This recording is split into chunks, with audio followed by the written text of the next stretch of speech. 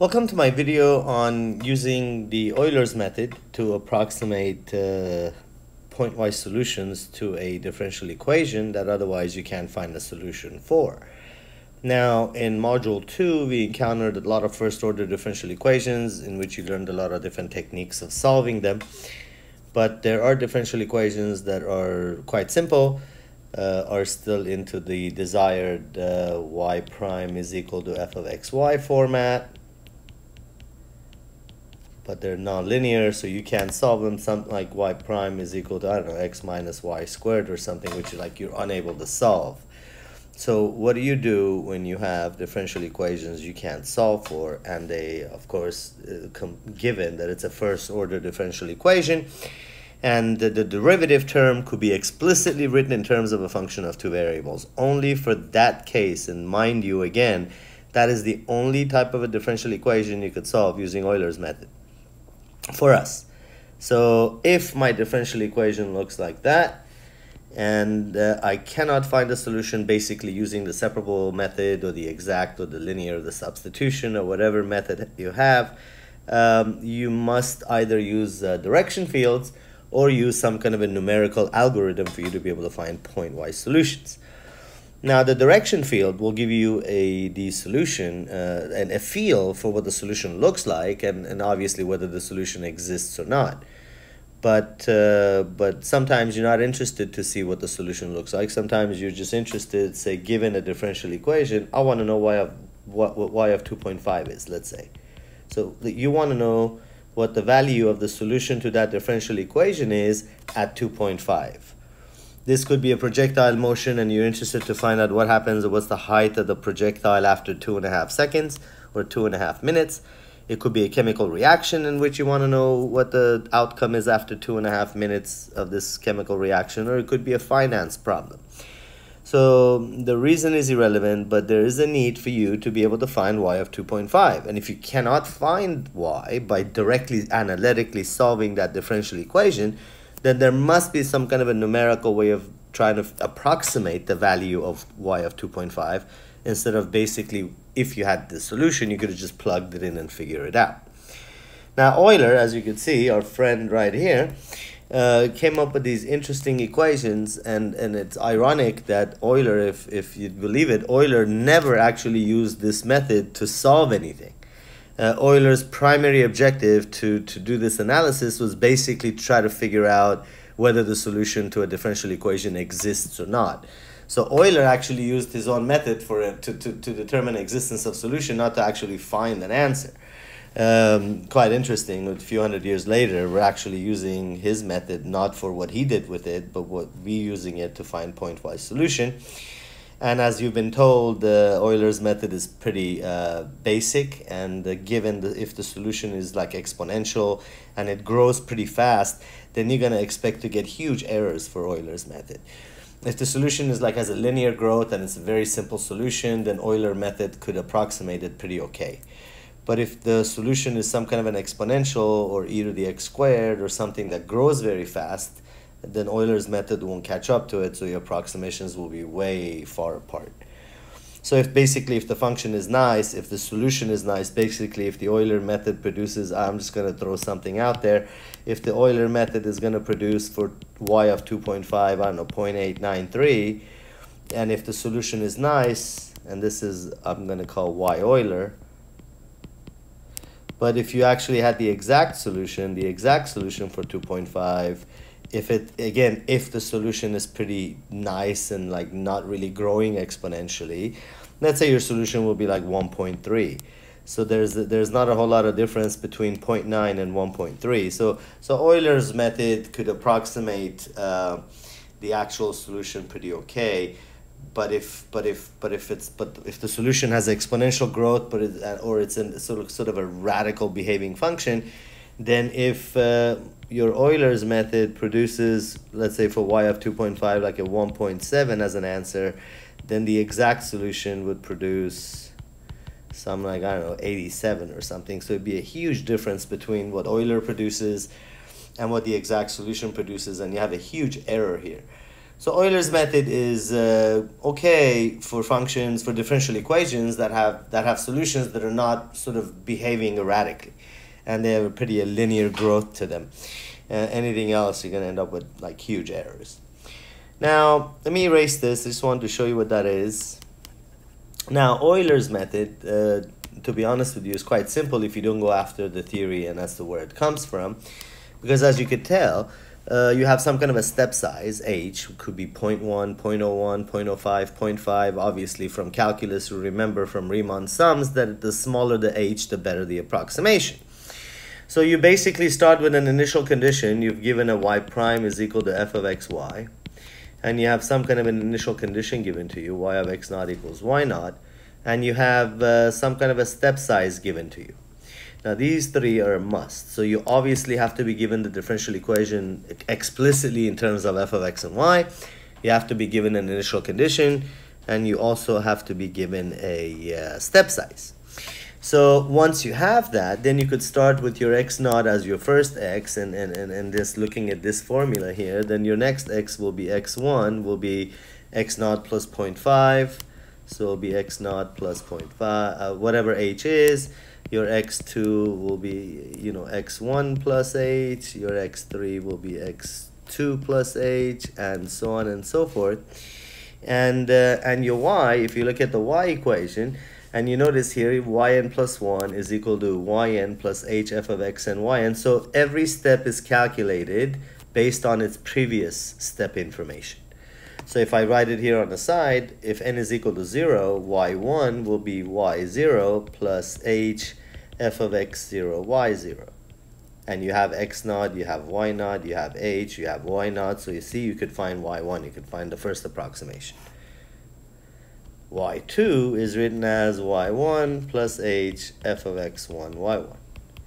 y3 is equal to y2 plus h f of x2, y2. So you notice that every y, every new y, y1 is calculated based on the previous input. y2 is calculated based on the previous input. y3 is calculated based on the previous input. Therefore, if you look at the solution, if you look at the actual formula for Euler's equation, you'll notice that y of n plus 1 is being written in terms of y of n, x of n, and y of n, so it's being written based on the previous step. And that's Euler's method. So your first approximation, your x naught will just be y naught because it's given, and your x1 will be y1, which will be equal to y naught plus h, whatever h is, times whatever f of xy is, whatever this differential equation is. So let's say for our example that I have in front of you, be x minus y squared. So whatever it is, you'll plug in x naught and y naught, and then you do this out and you get y1, and then you'll take that y1 and you'll use it to find y2, and so on and so forth. Now, see, that's Euler's method in a nutshell. But the question is, in case you be interested, as to how did Euler come up with that formula? Or where did he see that that's how he has to do it? Now, I'm going to explain that quite simply here. I have a graph for you drawn here, so let me bring that up right there. So let's say I'm dealing with a differential equation. I just want to show you how Euler came up with what he came up with. Basically, that formula y prime yn plus 1 is equal to yn times the hf of x and yn. Let's say I have a differential equation. Y prime is equal to x plus 2y. So here's my f of xy. Here's my differential equation. Notice my f of xy here is x plus 2y. So there's my f of xy. That's given to me. There we go. Let's say I pick a step size of 0.5.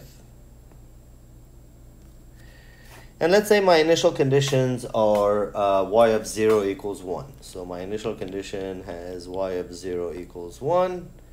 And of course, here you guys could clearly see that x naught is equal to 0 and y naught is equal to 1.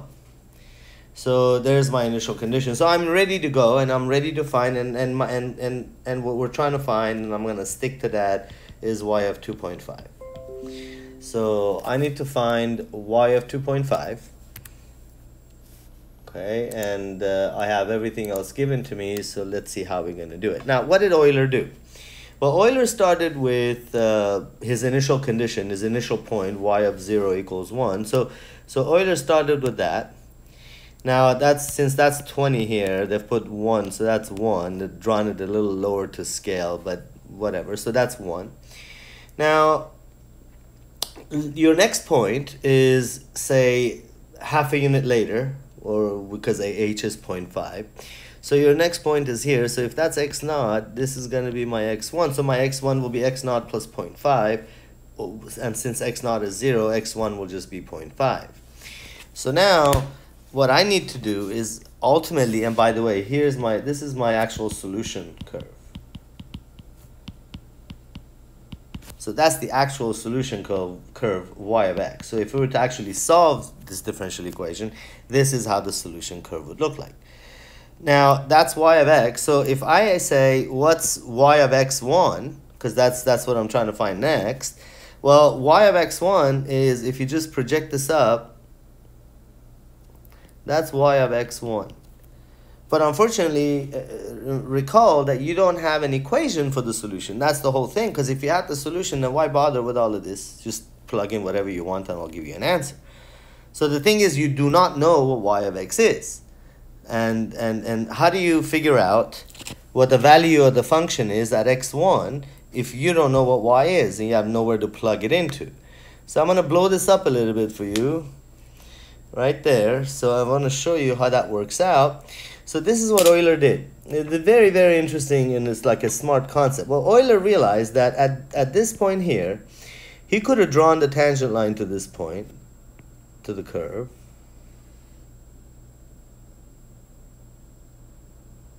So there's the tangent line. And Euler knew the slope of that tangent line. Why? Because he knew he had a formula for the slope. He knew that his slope is f of x and yn. He knew that was his slope. And he knew x naught and y naught. He knew x naught is 0 and y naught is 1. So all he had to do is to determine the slope of this red line would be to evaluate f of 0 and 1. So he could find the slope of this line here. Now, if you notice, so therefore, and by the way, that's the actual solution right there, but we can never find that. But what he could do is he could find that solution right there. He could find the solution on the actual slope, and he knew that this much of it, and I'm going to use a different color here, green. So he knew that this much of it, I'm going to write it outside, that much of it was just y naught, because he knew that from the previous, that's what y naught was. So in order for him to figure out what the rest of the solution was to basically try to figure out, if you draw this triangle, basically all he had to do was try to figure out how much that is based on the slope, and then based on that he would be able to figure out the solution. I mean, figure out the value of the point at that location. So he used that process, and I'm going to draw the triangle for you here outside. So let me erase all of these. All right, so I'm going to now actually do it with a particular example we have here. So in general, you see how he did it. So he started with x naught. And what I'm going to do is I'm going to draw this a little bigger so you guys could not get mixed up, so you could actually see the solution easier. Let me lower the x-axis to this point. So forget about, so this becomes my new x-axis. I'm just trying to do this a little larger so you could see it. Here's my point. Here's 0, 0. And here's my initial condition 0 and 1. So I'm starting from 0 and 1 as my x naught, y naught. Now my next point, my next line, let's say, after I go half a unit, let's say, and I want to draw it really big, so I want to say here, this is my x naught, so this becomes my x1, and this amount here is 0.5. So let's say this is 0.5. Again, I'm not going with these scales, I'm just trying to draw it large so you guys could see it nicely and comfortably. Very good. So now, again, the ultimate thing to do would be to project up, find that value, and that becomes your actual solution. So that becomes y of x1, or basically y of 0.5. But again, unfortunately, you do not have y of 0.5. You don't have y, so you can't find y of 0.5. So what did he do? Well, he drew the tangent line. So I'm going to draw a thin tangent line. So he drew the tangent line based on this start point here, and this is what his tangent line looked like.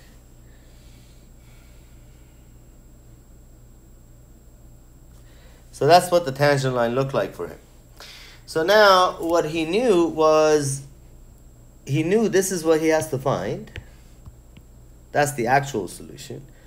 But since he couldn't find it, the best he could do is to try to find this point here. And this would have been his approximation for what y of 0.5 is. That point would be what he would use to actually approximate the value of 0.5. And so the question was, how do you find that point? Well, if he drew a triangle here, and I'm going to use a green color here, I'm going to make this a little bigger. So if he did the triangle here, guys, you notice he would do this triangle right here. I'm going to draw it, sorry. I have to draw it a little wide, higher. Right. So there's my triangle. So that'd been his triangle there. Now, the question is, this is my answer.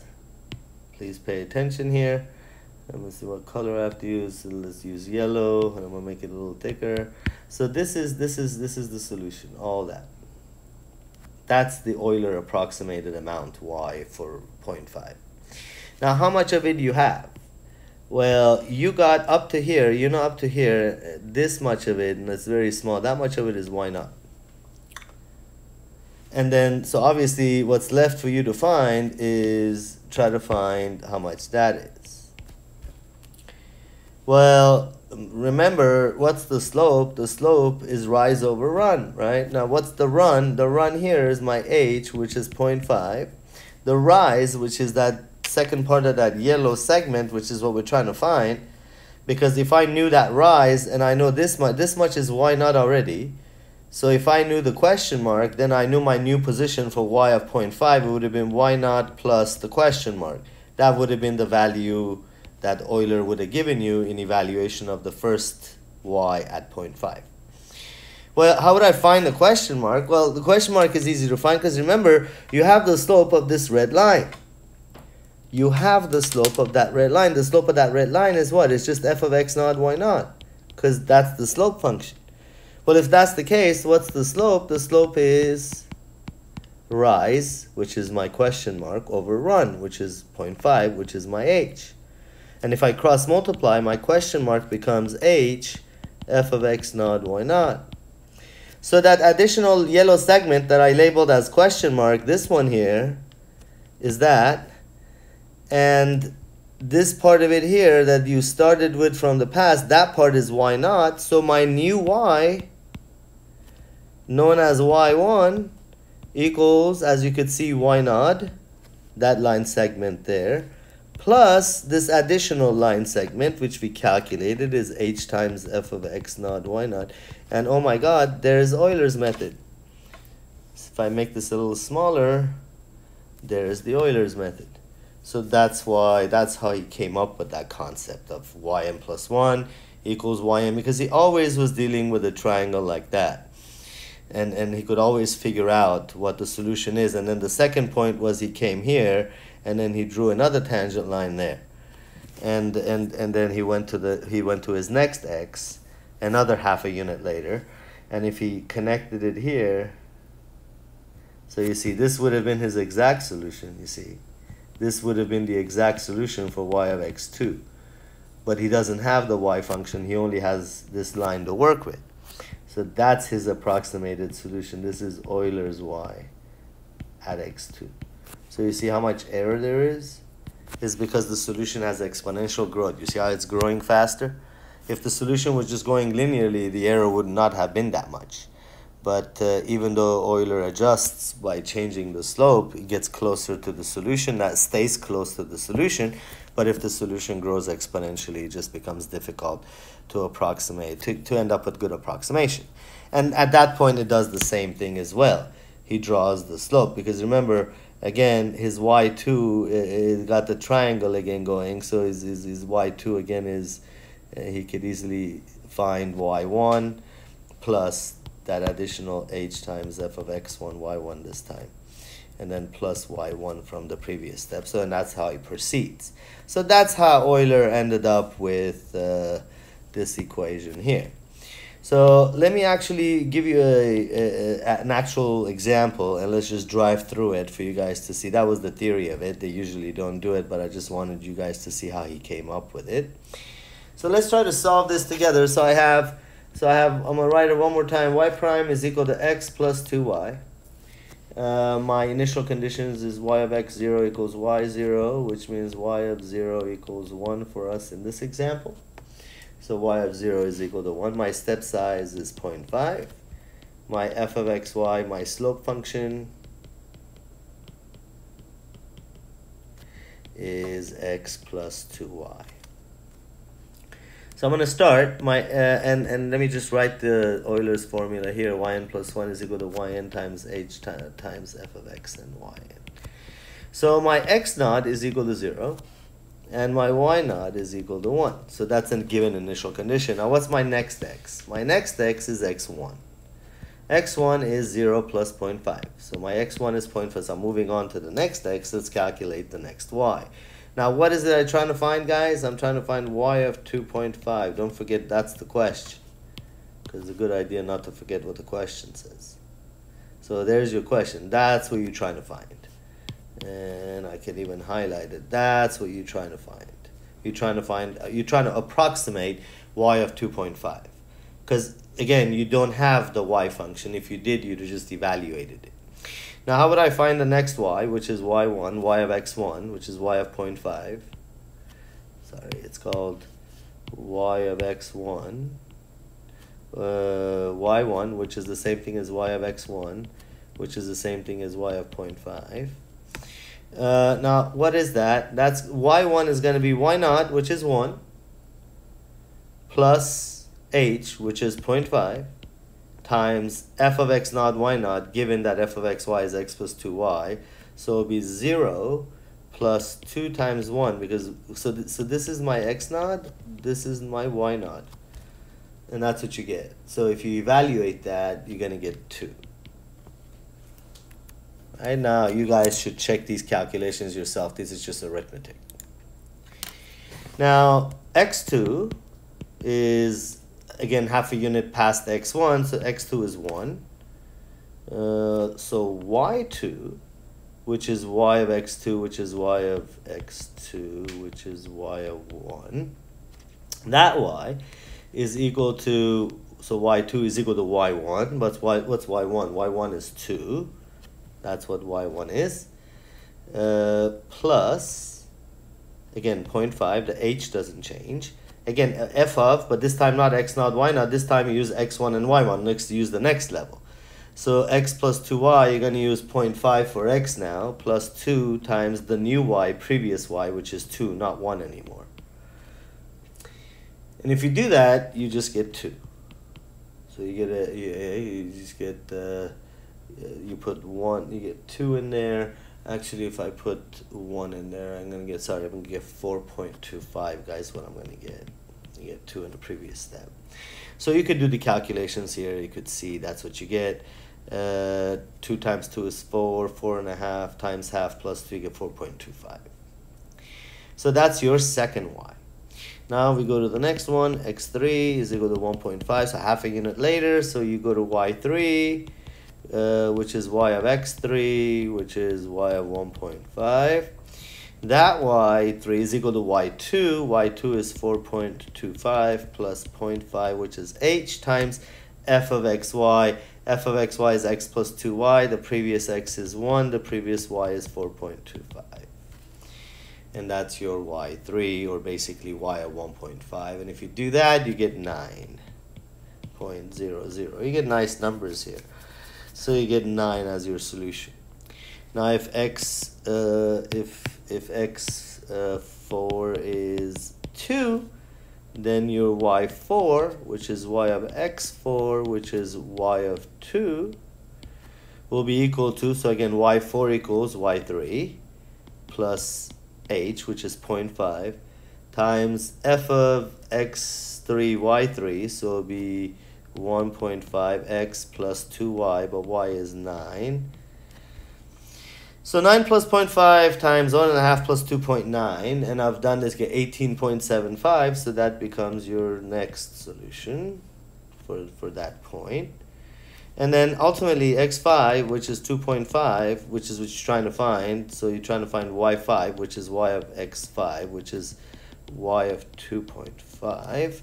So you want to find this one, you say, okay, y5 is y4, which is, again, 18.75, plus 0.5, which is the h, times x plus 2y. So your previous x here is 2, plus 2, your previous y is 18.75. And the last value you calculate is 38.50. And that becomes your solution. So your approximate solution